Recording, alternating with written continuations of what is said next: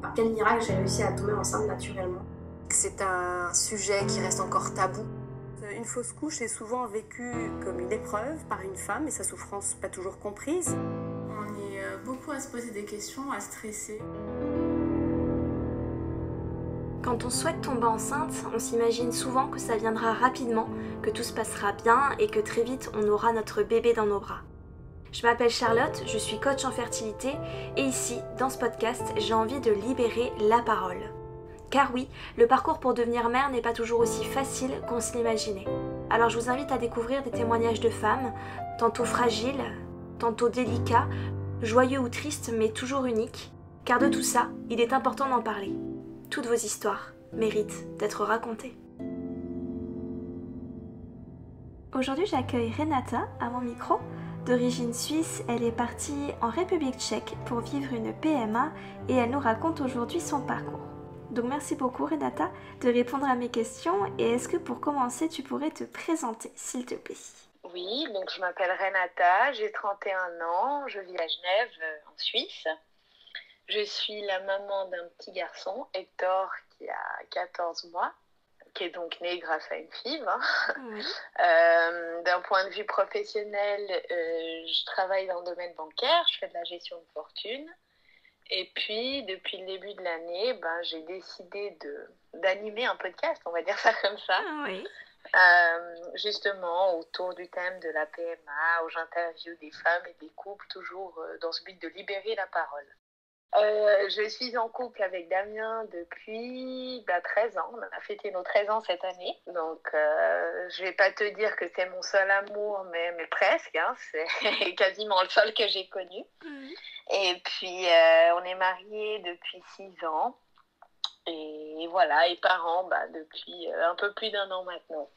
Et du coup, comment il est né en vous le désir d'enfant? Écoute, moi, c'était quelque chose... Si tu veux, je peux pas te dire comment il est né parce que pour moi, il a toujours existé, ce désir d'enfant. D'accord. Tu vois, je sais pas, il y a des tas de femmes qui s'épanouissent à travers différentes choses, à travers une carrière, un hobby. Moi, j'ai toujours su que mon grand rôle, ce serait celui de maman. Quoi. J'ai toujours voulu avoir des enfants, j'ai toujours voulu être mère, donc c'est quelque chose qui a toujours été très présent chez moi. Et puis, au bout de, je sais pas, ça faisait peut-être 3 ans qu'on était mariés, 10 ans de relation, peut-être un peu moins. Avec mon mari, si tu veux, on avait atteint ce stade que tu atteins à un moment donné dans un couple quand tu as un peu... pas que tu as fait le tour à deux, mais que tu as fait toutes les choses que tu voulais faire à deux. Où là, on s'est dit, écoute, est-ce qu'on ne passerait pas à la vitesse supérieure? Est-ce que ce ne serait pas le bon moment de lancer la machine et d'essayer d'avoir cet enfant, quoi. Et du coup, ça faisait combien de temps que vous étiez ensemble? Je pense que ça faisait un peu moins de 10 ans. Ouais, d'accord. 9-10 ans. Donc ça faisait déjà un bout de temps.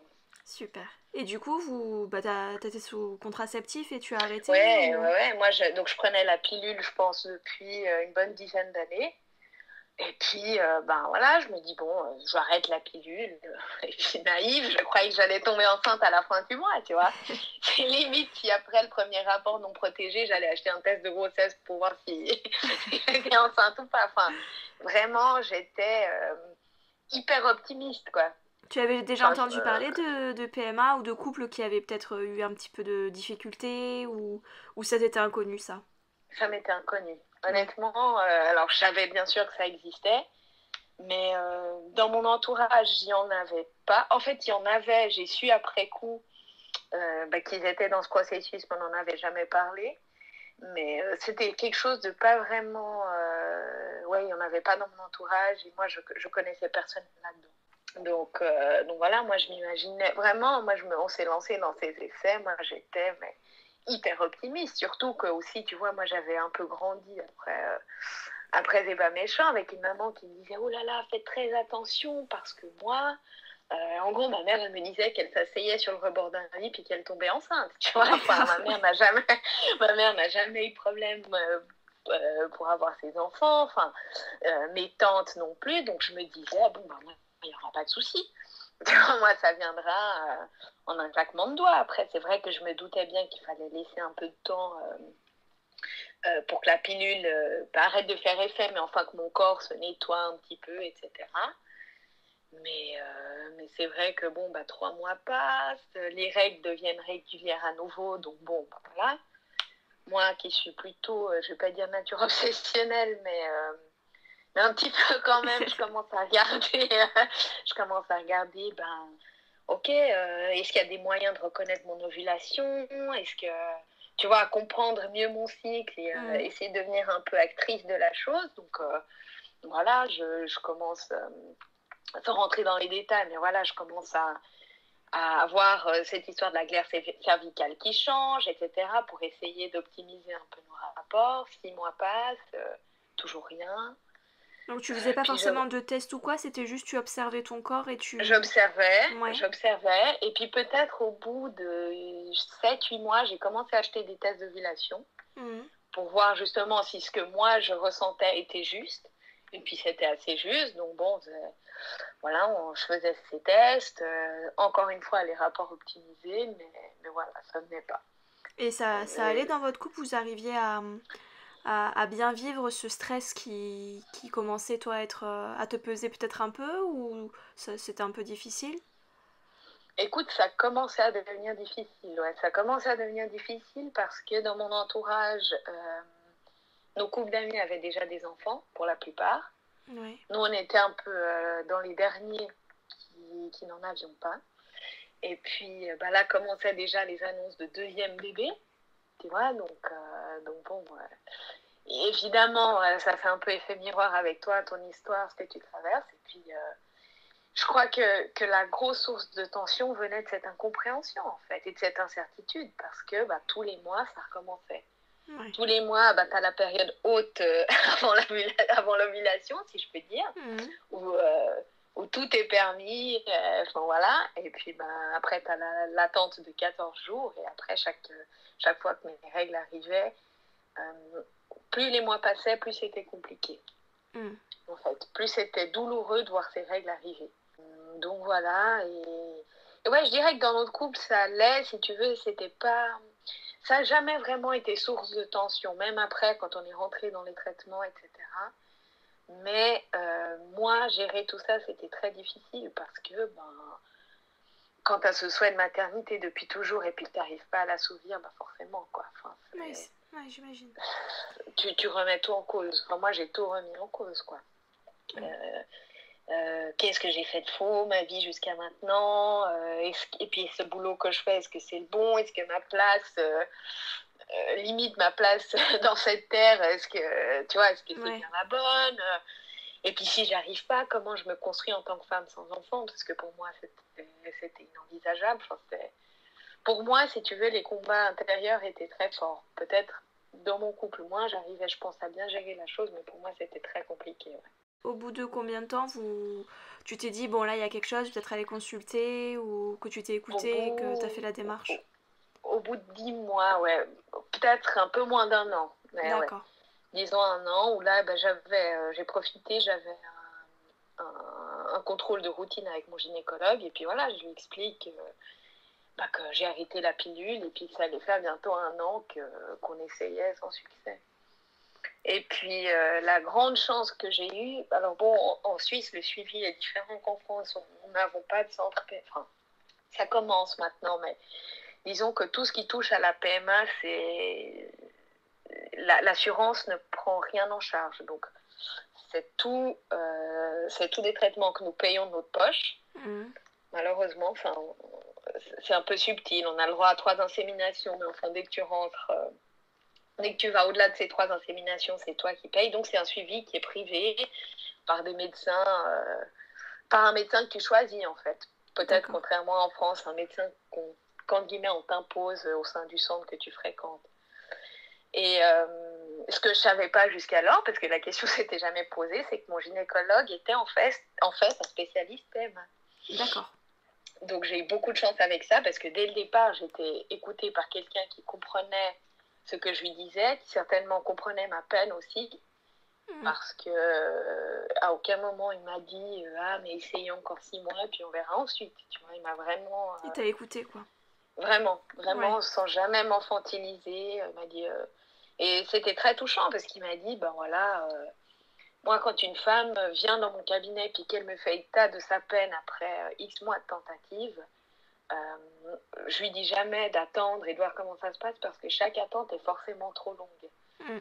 Et vous, ça fait 1 an, si vous êtes d'accord et si vous êtes aussi prête à entendre les résultats de ces investigations, qui peut-être vont pas vous plaire, qui peut-être vont vous blesser, qui peut-être vont remettre en question beaucoup de choses pour vous, ben on y va et on le fait. Donc, Et du coup, ces examens-là, c'est lui qui te les a proposés, ils sont pris en charge ou eux non plus? Alors oui, alors ouais. oui, donc le bilan de fertilité, donc les bilans sanguins, etc., les échographies sont prises en charge. L'hystéro aussi, parce qu'elle rentre, si tu veux, dans ce cadre des 3 inséminations, enfin des examens préparatoires aux inséminations, en fait. D'accord.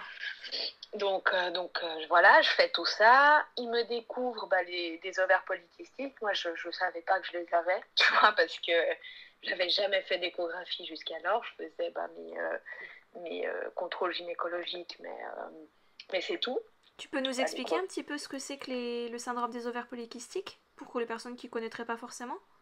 Oui, bien sûr. Alors voilà, je t'invite. Donc tout ça reste très approximatif, mais oui, avec tes mots. Voilà, c'est quand les ovaires, produisent plusieurs ovules qui n'arrivent jamais à maturité, ou il y en a peut-être une qui va arriver à maturité de temps en temps. Et étant donné que ces ovaires n'arrivent jamais à maturité, ben ça forme des petits kystes dans les ovaires. Voilà, après, il y a plusieurs niveaux au sein même de la maladie. Il y a des niveaux très prononcés où vraiment la femme n'ovulera pas, ça va influer sur ses taux d'insuline, etc. Enfin, ça peut aller très loin dans les symptômes qu'elle va avoir. Moi, si tu veux, mes ovaires, ils trouvaient beaucoup de petits kystes, mais j'ai jamais eu ces symptômes liés à la maladie. Oui, qui sont généralement d'ailleurs les règles irrégulières, des périodes d'aménorrhée assez longues. Et toi, finalement, tu avais quand même des cycles de 28 jours ou du moins réguliers. Donc c'est vrai que... J'avais des cycles réguliers. Quand je faisais mes tests d'ovulation, apparemment, j'ovulais. Tu vois, alors bon, voilà. J'avais pas... tu vois, je suis pas en surpoids, qui est aussi un symptôme assez corrélé. Enfin, moi, j'avais pas tous ces symptômes. Donc, à aucun moment, je me doutais de ça. Mais voilà, malgré tout ça, ils se montrent hyper rassurants. Puis il me dit, écoutez, les femmes avec les femmes atteintes du syndrome des ovaires polykystiques qui rentrent en PMA, on en aide tout le temps. Pour moi, c'est vraiment pas un problème. Soyez rassurés, quoi. Bon, ça a dû te faire du bien d'entendre à la fois ce qui pouvait causer ça et que c'était pas comment dire, fatal. Voilà, que c'était pas fatal, oui. Non, moi c'était... Enfin, pour moi, c'était génial. Enfin, génial, non, je vais pas dire, mais c'était ok, bon, j'ai ça. On me dit que ça se soigne, ou en tout cas que ça se traite bien. Ça ira. Enfin, tu vois, pour moi, c'était vraiment pas un problème. Et puis, encore une fois, mon médecin a ce talent, parce que c'est pas donné à tout le monde, d'exposer les choses de manière très calme, très pédagogue, sans jamais alarmer. Donc... vraiment, voilà, on m'a fait état d'une pathologie, si tu veux, mais je me suis jamais dit mince, j'aurais pas d'enfant à cause de ça, tu vois. Et on a fait des tests aussi à ton conjoint ou c'était... Oui. Aussi. Alors, oui, mon médecin m'avait dit jamais je vous prescrirai quoi que ce soit sans avoir fait des tests à votre conjoint. Donc, ce que j'ai trouvé très bien, quand j'entends aujourd'hui le nombre de nanas qui prennent des hormones alors que le problème est masculin, enfin bref. On ne fait pas toujours les tests aux hommes, on les fait très souvent, on commence par les femmes et si on ne trouve pas, on va chercher du côté des hommes. Exactement, alors que nous, ça a vraiment été fait en simultané, quoi. Et puis en fait, donc mon mari fait son spermogramme et puis là, on reçoit le diagnostic comme quoi il est atteint d'une oligospermie. C'est-à-dire que il a des spermatozoïdes, mais peu, très peu. Ceux qu'il a sont bons, sont mobiles, ils ont une bonne forme, mais il y en a très peu. Donc autant te dire que entre moi que j'ovule, que l'ovule soit de bonne qualité et que lui, il y a un spermatozoïde qui arrive là au bon moment, il faut faut que beaucoup de conditions soient alignées, si tu veux. Oui. Donc voilà pourquoi ça n'avait pas marché. Probablement pourquoi ça n'avait pas marché pendant tant de temps, en fait. D'accord. Et du coup, là, il vous propose de faire quoi, ce gynécologue? Donc là, il me dit, bon, bah alors, le traitement standard, c'est, on commence, en tout cas, par 3 inséminations, puis on regarde comment ça marche. D'accord. Et il me dit, ben, moi, je pense pas qu'on ira jusqu'à la FIV, on va déjà faire ces 3 inséminations, et puis on verra.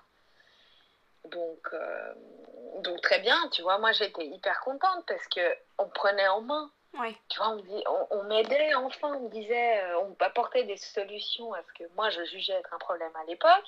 Donc moi j'étais hyper contente de commencer ces traitements, vraiment. Moi je me suis pas dit, oh là là, mince, je dois faire appel à la médecine ou quoi que ce soit. Pour moi c'était juste, c'était la délivrance. Enfin, on me prenait par la main et enfin on allait m'aider à avoir ce bébé, quoi. Oui, c'était soulagé en quelque sorte. Ah ouais, vraiment, vraiment. Vraiment, et puis il faut dire que ces traitements, ils s'imposent quand même toute une série de rendez-vous très réguliers, plaisants ou pas plaisants, mais tu vois, moi, dans mon esprit, voilà, j'avais mes rendez-vous, j'avançais, je continuais sur ce processus, en fait. Et pour moi, ça m'a beaucoup aidée, je dois dire. Ouais. Et puis donc, on fait ces 3 inséminations. J'ai assez bien vécu les traitements. Bon, après, j'avais des toutes petites doses, tu vois, d'hormones. Parce que déjà, ovaire polykystique, il fallait surtout pas trop stimuler, etc. Donc, c'était vraiment...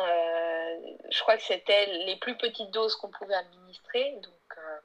Donc ça allait bien. On fait ces 3 inséminations... quasiment les unes après les autres, et puis ça marche pas. La première marche pas, la deuxième non plus, puis la troisième non plus, puis en fait, c'est juste qu'il y avait trop peu de spermatozoïdes, si tu veux, dans l'échantillon de mon mari pour que ça marche, quoi. D'accord. Donc voilà, donc c'était un peu, c'était très compliqué parce que à chaque refus, c'était mon monde qui s'effondrait à nouveau. Parce que tu les avais enchaînées, ces inséminations-là, sur les cycles qui... Ouais, alors peut-être que j'ai laissé passer 1 mois entre chaque, mais c'était assez... Ouais, c'était quand même rapproché. C'était assez rapproché, ouais.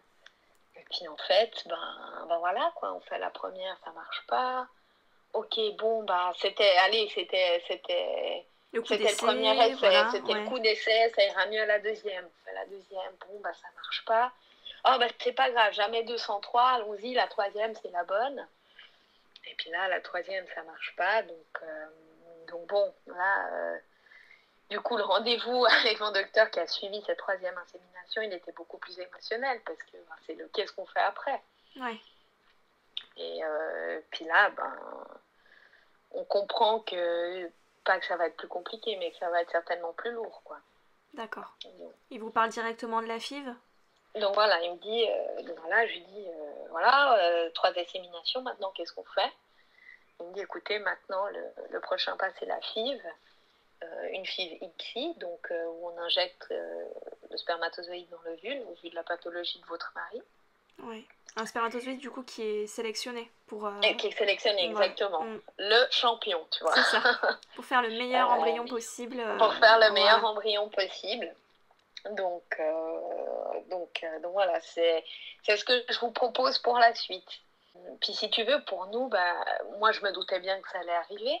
Donc j'avais déjà un peu fait des recherches sur le sujet. Enfin, moi j'étais, si tu veux, j'avais pas besoin qu'on me convainque. J'avais juste besoin qu'on m'explique comment ça allait se passer. Oui. Que tu aies encore une fois un projet dans lequel te lancer encore et... Exactement. Ouais. Exactement. Et puis en gros, j'avais juste besoin des informations techniques, si tu veux, sur comment ça allait se dérouler. Mais moi, je savais que j'allais le faire. Il n'y avait pas de question oui ou non, quoi. Mm-hmm. Et puis donc, on commence à discuter avec lui de cette FIV, de comment ça va se passer, etc. Et je lui dis, ok, très bien. Mais encore une fois, comme en Suisse, la FIV est payante et que l'argent, ça reste le nerf de la guerre, je lui dis, ok, combien coûte une FIV en Suisse alors ? Oui. Parce que c'est vrai que c'est peut-être quelque chose avec laquelle on est moins familière en France au vu du fonctionnement des centres de PMA, tout ça, mais en Suisse, nous, on a un vrai, de par les coûts, on a un vrai tourisme médical qui s'est créé. Justement, parce que c'est là qu'il me dit, très bien, une FIV en Suisse, ça coûte à la fourchette, entre 10 et 12 000 francs, ce qui fait 10 000 euros. D'accord, ouais. C'est vrai qu'en France, on ne parle jamais d'argent dans tous ces parcours-là, et c'est vrai qu'on a une chance qu'on mesure, je pense, quand même, mais oui, c'est vrai que quand tu nous parles là, de ces chiffres-là, c'est certain que ça fait réaliser encore plus, quoi, parce qu'il faut les avoir, quoi. Donc, il faut les avoir, et puis, si tu veux, nous, au moment T où ça s'est passé, on les avait, mais je me suis dit, imagine si tu dois en faire 2, 3, 4 quid, parce que là, le cash, tu l'auras plus. Oui, puis on peut pas savoir sur ce qui va se passer, donc c'est forcément une décision à prendre. Et puis, tu vois, c'est des sommes, t'as beau bien gagner ta vie, tu les mets pas de côté comme ça, quoi. Enfin, et puis, tu vois, le désir devenant de plus en plus latent, comment tu vas gérer cette attente qui sera quelque part forcée par l'aspect financier, tu vois, pour nous, c'était un vrai questionnement, quoi. Et puis je lui dis, et puis j'étais très claire avec mon docteur, je lui ai dit, écoutez, je comprends bien que c'est des prix qui se pratiquent en Suisse, mais voilà, moi j'ai entendu qu'il y a des gens qui partaient à l'étranger, comment ça se passe? Et là, et c'est pour ça que moi, mon docteur, je le remercierai jamais assez, alors que, je veux dire, c'est son métier et quelque part son gagne-pain, il m'a dit, mais vous savez, si j'étais à votre place, moi je partirais, je le ferais pas ici. Je lui ai dit, ah bon, pourquoi? Il me dit, parce que les mêmes raisons que je t'évoquais tout à l'heure, parce que c'est très cher, parce que si vous devez en faire 2, 3 quid, et puis surtout, nous en Suisse, le prix, il est tellement rédhibitoire qu'on voit très peu de cas, finalement. On en voit, il y a de très belles choses qui se font, mais vous partirez à l'étranger, pour eux, vous serez un cas tout à fait simple. Tout à fait standard, ils envoient tous les jours des personnes comme vous, et je pense que le traitement qu'ils vous proposeront sera beaucoup plus ciblé que ce qu'on va faire ici. On avancera un petit peu à tâtons, on essayera, on regardera comment ça se passe. Et je pense que vos chances de réussite sont beaucoup plus élevées à l'étranger. C'est très sincère de sa part, c'est... Ah non, mais ce mec-là, mon docteur, pour moi, après ce rendez-vous-là, c'est un peu Dieu sur terre, parce que il a fait preuve d'une sincérité immense. Et vraiment, je le remercierai jamais assez, parce que vraiment, c'est son gagne-pain. Oui, je comprends. Et il en fait des filles ici, mais c'est vrai que voilà, avec moi, il a eu cet élan de sincérité que j'apprécie beaucoup, beaucoup. Donc voilà, puis là, je lui dis, ok, très bien, on va aller à l'étranger, est-ce que vous travaillez avec des cliniques en particulier, tu vois, parce que du coup, lui me proposait de faire le suivi ici. Oui. Donc, il faisait mes échographies de contrôle, mes prises de sang, etc. Et puis, le jour où j'étais mûre pour la récolte, si on peut dire ça comme ça, voilà, je partais et les gestes techniques se feraient à l'étranger. Mais lui me proposait de me suivre ici. Donc, pas besoin de partir 15 jours en Espagne, en République tchèque ou quoi que ce soit, quoi. Donc là, il me donne des noms de cliniques avec qui il bosse en Espagne. J'appelle ces cliniques et puis si tu veux j'en ai peut-être appelé 2 ou 3 et le courant passait pas. En fait, j'avais vraiment l'impression que ces cliniques étaient surchargées tout le temps. C'était la croix et la bannière pour parler à quelqu'un, je devais prendre rendez-vous pour avoir un entretien téléphonique. Véridique, le jour donc de cet entretien, je vais aux toilettes, je loupe l'appel. Donc voilà, j'ai dans le baba, j'ai rappelé pour prendre un entretien. On me proposait un rendez-vous 5 jours après. Enfin, tu vois, c'est tout des choses. T'as déjà tellement le cœur serré par tout ce qui t'arrive, t'as pas envie de ça, quoi. Moi, en tout cas, j'avais envie de quelque chose d'immédiat, au tac au tac, qu'on me réponde à mes questions, etc. Donc bon, j'ai assez vite écarté l'Espagne parce que, je sais pas, ça passait pas, j'arrivais pas. Et là, je commence à regarder sur Internet, tu vois, sur les forums, et puis je vois que, à côté de ça, il y a la République tchèque. qui a l'air d'avoir des super cliniques, etc. Et on fait apparemment de très belles choses. Donc je me dis, bon, un peu au petit bonheur la chance. Je me suis dit, bon, j'ai appelé une de ces cliniques à Prague, la capitale, où il y a un aéroport, donc ce sera pratique si on décide de le faire là-bas. On verra comment je suis accueillie, en gros. Oui. Et là, j'appelle la clinique et super feeling. Je tombe sur une répondante qui parle français. C'est ce que j'allais te demander. Si tu parlais notre Ouais, langue ouais. ou si on te parlait français. Non, elle me parlait français. Hyper chou. Je lui envoie mon dossier. Genre dans les 24 heures, j'avais une réponse sur ce qu'il me proposait de faire. Enfin, hyper efficace. Vraiment un service vraiment top. Donc je me suis dit, ok, ce sera la République tchèque en gros, quoi. Oui. Je vais pas aller en Espagne, je me sens beaucoup mieux reçue là-bas, allons-y. Donc bon, avec mon mari, on s'est quand même dit, on va aller voir à quoi ressemble la clinique, parce que quand même, donc on avait pris un vol un jour de semaine, un matin, juste pour aller voir la clinique. Enfin bref, on arrive là-bas, super établissement, neuf, mais ça sentait le neuf, tous les équipements en dernier cri, enfin hyper bon, hyper bonne première impression en fait. C'est important aussi. Hyper important. Donc on s'est dit ok, c'est là, très bien. Enfin, on va pas chercher plus loin, on va pas demander avoir une autre clinique. Celle-ci a l'air très bien, allons-y quoi, que ça devienne que pour moi en gros. Et puis donc voilà, ils me font l'ordonnance pour mes traitements. Moi quand même j'ai voulu la faire valider par mon gynécologue, voir ce qu'il en pensait. Voilà, il m'a dit moi j'aurais fait exactement la même chose. Donc voilà, donc je commence les traitements, c'était je pense mai 2018. Ouais, peut-être fin avril, mai 2018. Donc je fais mes piqûres, je vais faire mes prises de sang, je vais faire mes échos, etc. Et puis au bout de 10 ou 12 jours, on m'a dit que ça y est, que c'est bon, que voilà, quoi, que la ponction aura probablement lieu dans les 48 heures ou 72 heures qui vont suivre, quoi. Ce que la clinique à Prague me confirme, donc là c'est un peu branle-bas de combat parce que tu dois trouver un hôtel, tu dois trouver des vols, etc. Enfin là c'est un peu... Puis avec ton emploi aussi, j'imagine qu'il faut que tu t'organises pour partir alors, un peu à la dernière minute, quoi. Voilà, moi j'avais pas parlé à mon employeur à l'époque de tout ça parce que je me sentais pas de le faire.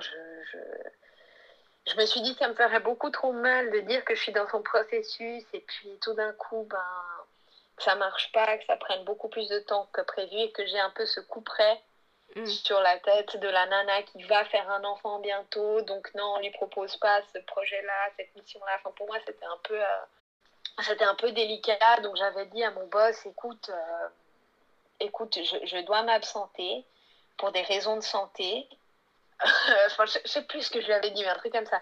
Je dois m'absenter pour des raisons de santé et bol immense, ma ponction tombe sur un de ces ponts du mois de mai, tu sais. Ah. donc le truc, pour finir, j'ai dû être absente juste un jour. Enfin, le truc parfait, quoi. Super. Les étoiles qui se sont vraiment alignées pour le coup. Donc voilà, donc on part, la ponction a lieu.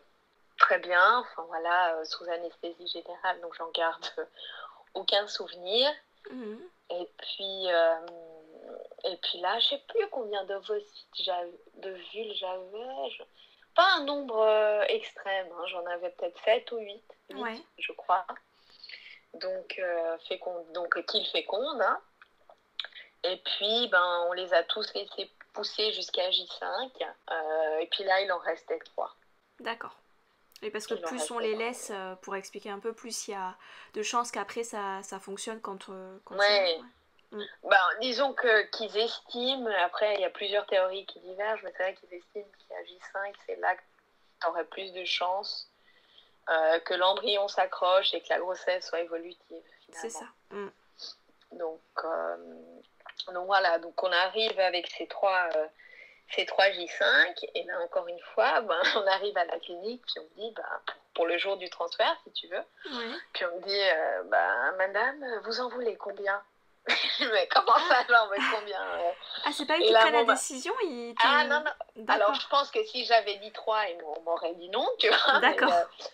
Là, mon mari qui était, mais mettez les 3, mettez les 3. Au moins, il y en a un qui marche. J'étais, ah non, mais c'est pas possible, non, vous n'allez pas en mettre 3. Et pour finir, on en a mis 2. D'accord. Aujourd'hui, je me dis, maintenant que j'ai un enfant, je me dis, mais quelle inconscience, imagine si les 2 avaient pris et puis t'avais eu des jumeaux, enfin, ça aurait été compliqué, mais voilà, on en a mis 2, et puis il y en a un qui a pris, qui est mon bébé, quoi, qui est Hector, et voilà. Donc première FIV et une réussite. Une réussite, ouais. Une réussite. Alors bon, j'ai quand même fini en hyperstimulation, hein, donc ça c'était, ça c'était cadeau. Mais franchement, si tu veux, j'étais tellement heureuse d'être enceinte. Ouais.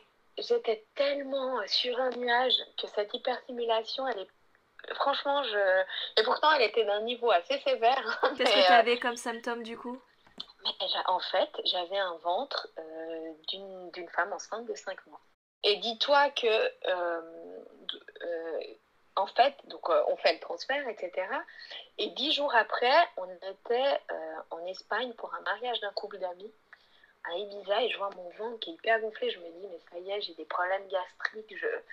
Enfin, j'ai pas du tout pensé que c'était lié à une possible grossesse, et encore moins une hyperstimulation. Moi, je savais même pas ce que c'était. Et je voyais mon ventre qui était hyper gonflé, je pouvais même plus me mettre sur le ventre ou quoi, tu vois. Ouais. Donc, je me dis, bon, bah, c'est des problèmes gastriques, j'en ai toujours un peu eu, etc. Et puis, quand on rentre de ce week-end, ça faisait peut-être 15 jours qu'on avait transféré les embryons. Donc, je me suis dit, ok, là, je peux tester, c'est légitime. S'il y a quelque chose, Tout à fait, oui. j'aurai cette deuxième barre. Et puis, ben voilà, là, j'ai fait le test, c'était positif. Et c'est justement quand j'ai appelé mon gynéco, il me dit ah, bah c'est super, tout se passe bien. J'ai dit, mais écoutez, j'ai quand même le ventre très gonflé, mais je pense que c'est gastrique. Et là, il me dit, faut venir voir. Venez quand même voir, on va juste faire une échographie rapide. Et puis, j'avais mes ovaires qui avaient la taille de 2 oranges, quoi. Et donc, en fait, ils étaient tellement gros que tous mes organes étaient remontés. Et c'est pour ça que j'avais ce ventre immense. Et du coup, il a pu te faire en sorte que ça s'apaise et... Écoute, pas vraiment. Il m'a dit, maintenant, faut rester tranquille. Ouais.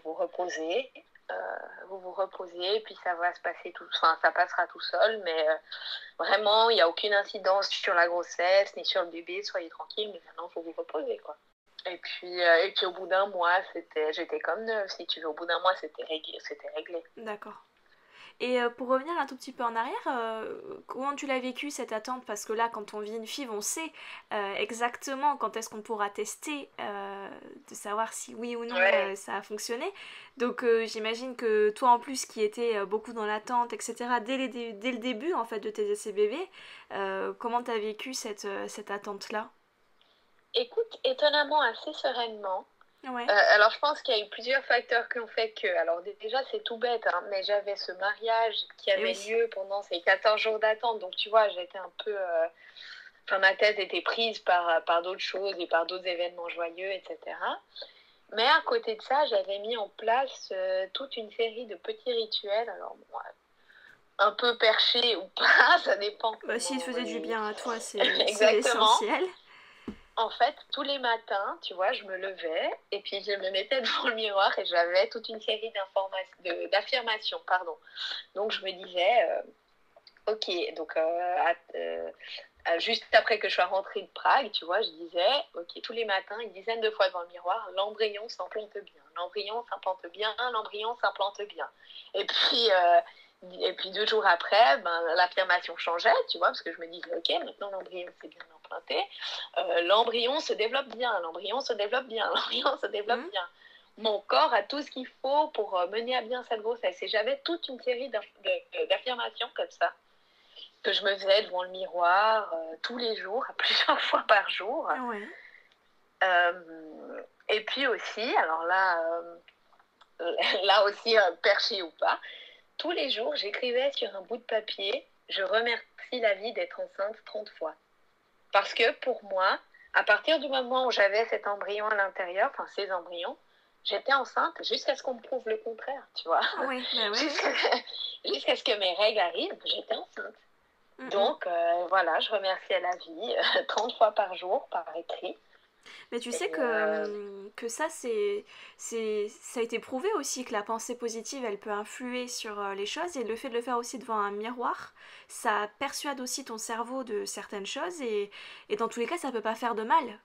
C'est clair. Tu vois, tu peux juste faire fleurir, entre guillemets, tes pensées, et si ça peut aider l'embryon à s'accrocher, pourquoi pas? Enfin, je veux dire, ça peut juste booster tes chances, au final. Donc, non, mais... Puis ça fait du Moi, bien, je comprends tout à fait que tu aies mis en place ces rituels-là. Hein. Moi, c'était primordial, et je suis tout à fait d'accord avec toi. Pour moi, la pensée positive, c'est la clé. Alors, la médecine aide beaucoup, hein. Je vais pas... Oui, bien sûr. Je peux pas... Voilà. Mais c'est la clé. Pour moi, c'était la clé. Me mettre dans un espace ou dans une position de confiance, si tu veux. Oui, mon corps et mon cœur aussi, parce que c'est important, les deux peuvent mener à bien cette grossesse. Et ils les mèneront à bien. Et pour moi, donc pendant tous les 15 jours d'attente, je faisais ça tous les jours. Et puis c'est tout bête, tu vois, genre quand j'étais dans le bus en allant bosser, je faisais ça de manière silencieuse. Et voilà, et franchement, ces 15 jours-là, et pourtant ils auraient tout eu pour être les plus longs de ma vie, parce que j'avais des bonnes raisons d'attendre, je les ai trouvés beaucoup plus courts que les 15 jours où j'attendais, où j'essayais, si tu veux, naturellement avec mon mari. Tu vois, c'est paradoxal, hein, mais voilà. Du coup, tous ces rituels-là m'ont fait beaucoup de bien. Mais c'est super, merci de les partager. Et puis aussi, si on a l'opportunité de le faire, pendant ces 15 jours, je me disais, allez, tous les jours, au-delà de tout ça, tu vas te faire un truc qui te fait du bien. Alors, une fois, c'était un massage, puis après, j'étais allée me faire les ongles. Tu vois, j'essayais vraiment de prendre tous soin les de toi, jours de prendre soin de moi. Tous les jours, quelque chose qui me fasse très plaisir. Et du coup, ça m'a beaucoup aidée, quoi. Vraiment. Et du coup, au début de cette grossesse, tu as peut-être été inquiète, je sais pas. Et écoute, comment tu l'as vécu, du coup, le début particulièrement de ta grossesse? Écoute, hyper bien. Ouais, là aussi, on peut pas galérer sur tous les plans. Hein. Oui.